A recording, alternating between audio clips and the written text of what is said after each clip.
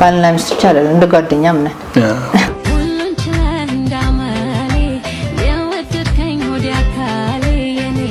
ምክንያቱም እኔ ያለኝ ነገር በሙሉ ለሱ ነው የማማክረው። ጓደኛዬም ባሌም ሁሉ ነገር ማለት ይቻላል።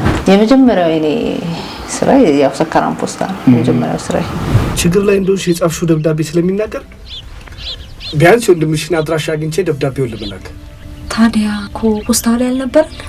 ቴስላ ሳይበር ትራኩን እስኪ እንሞክረው ልጃችን ነው እንሞክረዋልና በጣም ደስ ይላል። ዞርንበት አየነው ምናምን በቃ በህይወቴ በጣም ማዝነው እና መቼም የማይወጣልኝ ጊዜ እሱ ነው። በቃ